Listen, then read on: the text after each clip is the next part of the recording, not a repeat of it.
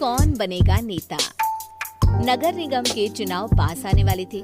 पूरे कानपुर शहर में टिकट को लेकर मारामारी शुरू थी, लेकिन सबसे ज्यादा चर्चा में वार्ड नंबर 40 की सीट थी। वो इसलिए क्योंकि इस बार वहां की सीट महिला के लिए आरक्षित थी। अब सवाल ये था कि चुनाव लड़ेगा कौन।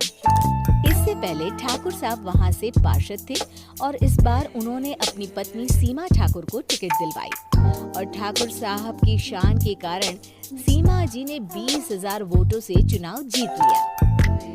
अरे बधाई हो सीमा भाभी, अब तो आप वार्ड की पार्षद बन गई हैं। अब तो हमारे काम आप ही करवाएंगी। अरे ये तो सिर्फ नाम की पार्षद बनी है, वो तो महिला सीट आ गई, वरना पार्षद तो मुझे ही बनना था। अब भले ही चेहरा इसका होगा, लेकिन पावर तो मेरी ही होगी। अरे वाह भाई साहब, क्या दिमाग लगाया है आपने भी। आइए आप लोग, खाना लगा दिया है सबके लिए। सीमा जी पार्षद बन चुकी थी, फिर भी उनकी एक ना चलती। सारे काम ठाकुर साहब खुद ही संभाल लेते और जहाँ जरूरत पड़ती वहाँ सीमा जी का अंगूठा लगवा लेते। सीमा जी ज्यादा पढ़ी लिखी भी नहीं थी। एक दिन ठाकुर साहब और सीमा एक प्रोग्राम में जाते हैं। अरे ठाकुर साहब आप आ गए। ओहो, पार्षद मैडम भी आ गई हैं। स्वागत है आप दोनों का। लगता है हमारे पार्षद फंड का सही इस्तेमाल हो रहा है। चलिए अब उद्घाटन करते हैं। ये लीजिए ठाकुर साहब कैची, आप ही सबसे पहले प्रवेश कीजिए। सब लोग आगे निकल जाते हैं और सीमा जी पार्षद होने के बावजूद भी पीछे खड़ी रह जाती हैं। वो देखती हैं कि वेलकम बोर्ड पर उनका नाम है, लेकिन महिला होने के कारण कोई उनका सम्मान नहीं कर रहा। अगले दिन एक आदमी उनके घर आता है। अरे ठाकुर साहब नमस्कार। कल ना हम नोटिस किए कि हमारा घर तो अवैध है और नगर निगम वाले उसे तोड़ने आ रहे हैं। अरे कुछ कीजिए ना ठाकुर साहब। देखो भाई, मैं तो ज्यादा कुछ कर नहीं सकता, पर अगर तुम सबकी जेब गर्म कर दो तो कुछ हो सकता है। कुल मिलाकर 4 लाख लगेंगे। अरे 4 लाख ठाकुर साहब?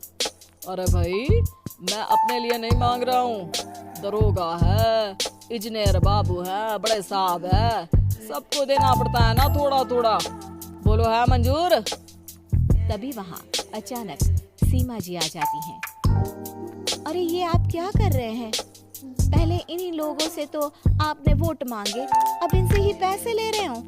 अरे चुप रहो तुम, तुम्हारा काम है सिर्फ अंगूठा लगाना, तुम वही किया करो। मुझे दूसरे काम तुम मत सिखाओ, समझी? और तुम ना जाओ, अब पैसे लेकर आओ, वरना जेसीबी किसी भी वक्त आती होगी। सब कुछ ऐसे ही चलते रहता है। एक दिन सीमा जी और ठाकुर साहब को एक लोकल मीटिंग में बुलाया जाता है। वहाँ पर कई और अधिकारी लोग भी मौजूद रहते हैं। अब मैं चाहूंगा कि ठाकुर साहब हमारे बीच 2 शब्द कहें। मेरे प्यारे भाइयों और बहनों, आज मेरा सौभाग्य है कि मैं आप सबकी सेवा दिन रात कर पा रहा हूँ। आपने मेरी पत्नी को भारी मतों से जिताया है, इसलिए मैं आप सभी का शुक्रगुजार हूँ। मैं आप सबसे वादा करता हूँ कि हमेशा की तरह हमारे वार्ड में किसी को कोई तकलीफ नहीं आने दूंगा। सभी लोग तालियां बजाने लगते हैं। अब मैं माननीय पार्षद मैडम को स्टेज पे बुलाना चाहूंगा। अपने नाम को बुलाया सुनकर सीमा जी एकदम चौंक जाती है। उन्हें बिल्कुल उम्मीद नहीं थी कि इतनी बड़ी जगह उन्हें मंच पर बुलाया जाएगा। जैसे तैसे वो मंच पर चढ़ती है। ऊपर जाते ही सीमा जी को सारी पुरानी बातें याद आ जाती हैं कि किस तरह उनके पति उन्हें कभी भी आगे बढ़ने नहीं देते और उनके नाम से गलत काम करते हैं। वो बोलने लगती हैं, मैं आपके वार्ड की पार्षद सीमा हूँ। आप में से बहुत कम लोग ही मुझे जानते होंगे, क्योंकि इससे पहले मुझे कभी ऐसा मौका ही नहीं मिला। सारे मौके मेरे पार्षद पति यानी आपके ठाकुर साहब ही लेते रहे, लेकिन आज ये मौका मुझे मिला है तो मैं इसे ऐसे ही नहीं जाने दूंगी। मैं आपको ये बताना चाहती हूँ कि आपके ठाकुर साहब मेरे नाम की आड़ में गैर कानूनी काम करते हैं, जिस पर अंगूठों के निशान मेरे होते थे। इसीलिए मैं अपनी गलती मानती हूँ और आज अपने पद से इस्तीफा देती हूँ, ताकि आगे से कोई गलत काम ना हो पाए।